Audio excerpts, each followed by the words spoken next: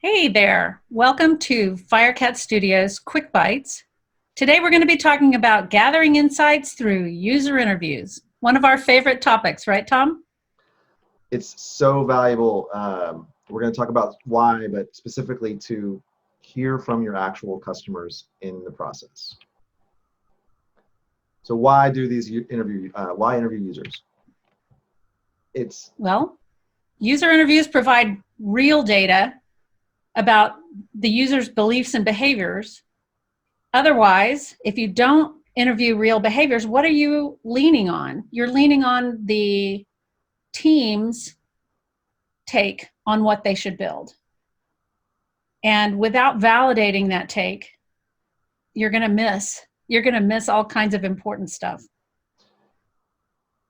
this idea of actual data from real customers, real people who are either existing customers of your product or very likely to be potential customers. Data wins an argument. A lot of times when we have these assumptions, it's a debate happening inside, or certain senior leaders feel like that this is the way to go, and validating those assumptions and then bringing back the actual real user data can very quickly end an argument, win a debate, because you've shown we have talked to our real customers, we've talked to the real users. Here are the findings and insights that we've uncovered. You've had that happen, I know, and I have, where we can represent our own view and get nowhere. But if we have a video clip of a user saying almost verbatim the same thing that the design team was saying, all of a sudden it's real. And for good reason, it should be. We get to question our own teammates, but it's harder to argue with the customer saying that they struggle, or that they don't find value in something, or that they don't understand something. Exactly right. So incredibly valuable. So when should we do these interviews? Well, my take on that is that it's useful to do at any time during the product life cycle. It's most useful when you're kicking off a larger effort where you're expecting to change the user experience, of course, but there's not a bad time to be asking users. It's one of the foundational tactics that a customer-centric organization uses. They call it voice of the customer, right? And it's one of the easiest on-ramps for a company to start building a voice of the customer practice. It only takes a little bit of time and talking to a few users to begin to establish that. Exactly right. So let's talk a little bit about why we would choose user interviews over some of the other usability activities. I like this slide a lot because there's a lot of things that you can do when you're talking about user research and usability, accessibility and focus groups, and digging into the data and A/B testing. But specifically, when you're talking about user interviews, it's this activity that's right in the center of this magic quadrant of high impact and pretty low effort, right? The impact we've started to talk about, we're going to show a couple of examples as we go, but the impact of hearing from real users, bringing that data back, putting it in front of the teams and the leadership, it's so incredibly valuable, and it really doesn't have to be that hard. It can be done in as little as 4 or 5 days. It's just recruiting the right folks, getting them into a facilitated session, and uncovering the customer insights that they have to bring to the table. Right. That's the main reason that we recommend this in several cases. Our clients appreciate us staying in that bottom right quadrant, and they want us to do just enough usability. One of the objections to usability, it's going to take too long, it's going to cost too much, it's going to delay the project. It doesn't have to, is our main takeaway on this one. So here's how we lay out a user interview gig. The first thing that we need to align on with the stakeholder and the sponsor is the scope.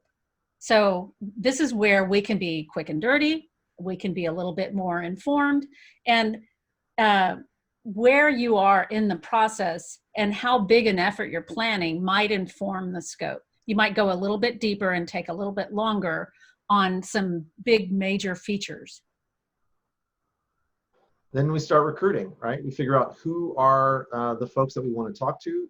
Do we want a mix of novice users and advanced users? Do we want a mix of existing users who already know and use the product versus people who don't and maybe are considering the product, right? So that recruitment step is really, really important to make sure that we're going after the right folks to go back to the goals, right? The goals. And again, as far as a best practice, we often choose to include at least one novice user, because if you do a great job of satisfying their needs, you're doing a wonderful job on the rest of the people that they're having the most difficulty understanding, and they're having to form the mental models. So it's really key to get them in most cases.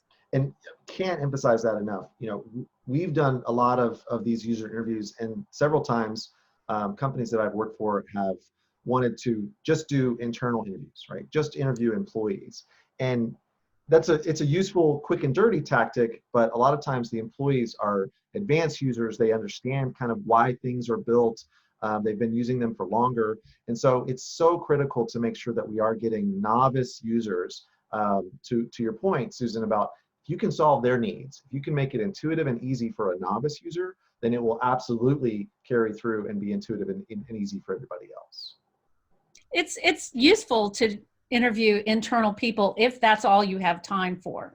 Even just showing your colleague in the next cube or in the next office is often better than nothing. But there's a continuum, a spectrum on that. And the further away you get from your own perspective, the more insights and surprises you're going to uncover. And we say this over and over again in UX discipline. It's better to show people something early before you've invested a bunch of time and built it, before everybody's sort of calcified the approach.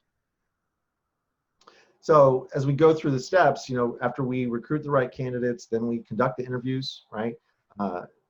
Come back with the report in terms of identifying what insights did we uncover, what are the key takeaways and next actions. Were there any opportunities that we found around our assumptions? You know, did we kind of assume that we should go down one path, and what we heard from the users was maybe we should, you know, I would much prefer to go a different path. And then, you know, lastly, this idea of socializing your findings with other teams and other leaders. You know, yes, it's critical to talk to your team and, you know, include the development team, include the marketing team in your findings. But so many people, you know, so often just kind of stop there and don't take it to the next step of sharing it out with a larger set of organizations. And this can be so valuable because, one, they're learning from your model of integrating voice of the customer and user research into the product and into the organization. And they, you know, then too, they see the value of it, right? So not just the findings that we found, but then how did that impact our roadmap? How did that impact what we're actually going to do next? You know, what assumptions did we change? It's so important for other folks around to see that you are modeling this idea of user research and voice of the customer in your organization. This is one of the key factors in evolving a culture to become customer centric. And that modeling, especially if you've had the opportunity to do a quick and dirty, to talk to people, to talk to only 5 users or you know, limit the amount of effort you did, but show that it produced an effect. Make it look help people understand that it's something that's relatively easy to do, doesn't have to cause big delays, doesn't have to be a giant expense. So here's an example. When I was at Amazon, we were starting up our small business payment product, a competitor to Square credit card readers. So we were kind of past the MVP. We had a set of beta users, and we really wanted to uncover some business insights from business owners to inform the next round of the roadmap. You know, really nail what our priorities should be after the MVP. And there were a couple of competing camps on the project team. You know, we had a bit of leadership that wanted to differentiate with something around loyalty and, you know, differentiate around a better cash register product itself.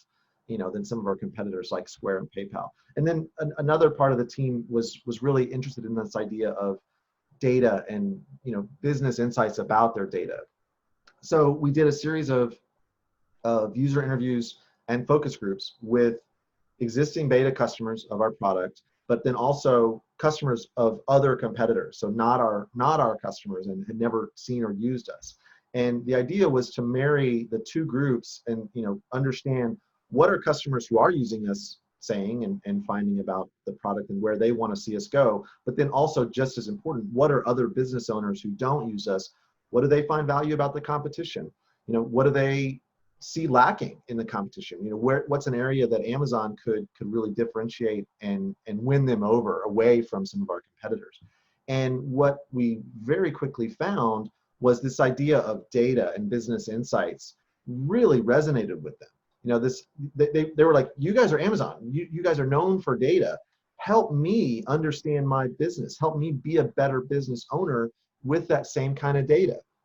Sales trends, coupon effectiveness, what's selling at different times, are there seasonal trends that I should be thinking about from last year to this year? So my last July looked like this.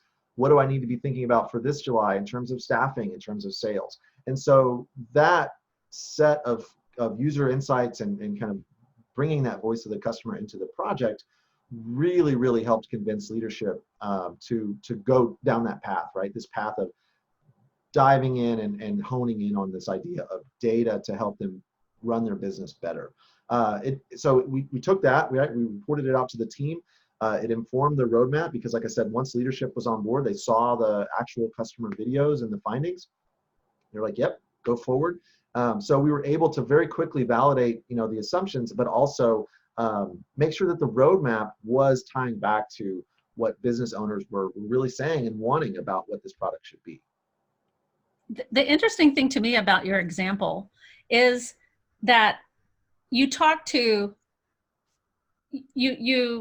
presented some information about a loyalty program, which was a benefit that you're selling at one remove to the users that you were talking about. In order to drive adoption of the Amazon register, the first people you have to convince are business owners. And if business owners adopt it, then, I mean, it's a great thing to offer a feature, but what you're showing is that there's an example of somebody came up with an idea of a loyalty program and then sort of got wedded to that idea and thought of it as sort of an outsized benefit. And to your target audience, the people that are part of your adoption curve directly, those business owners, it's more important to give them value first in order to drive the product roadmap. So I love that this tactic, it wasn't very long and it didn't take months and months, I hope, but it influenced the roadmap before you guys had made the investment in those features. Absolutely right. Absolutely right. And you mentioned early on that we've all had this kind of example where a team member or a set of team members are saying something, but until you bring it back to no, this is what the users are telling us. Right? And here's the video clip of what the users are telling us. Then it starts to really carry that weight because now it's not just my opinion, it's data from our actual customers. Right. The video clip is so the tiebreaker, especially when it's exactly the type of persona that leadership has in mind, that we've got to get these people on board, and there they are. Yep. So, that's kind of a quick overview of user interviews. We talked about some of the benefits, why you should be doing this, why everyone should be doing this. It's always valuable to talk to customers. Always, always, always. We can't do it enough. So often we either skip the step or just blow through it, like you said, with internal folks. It's so valuable to talk to actual customers and then bring that data back to the teams. Yeah.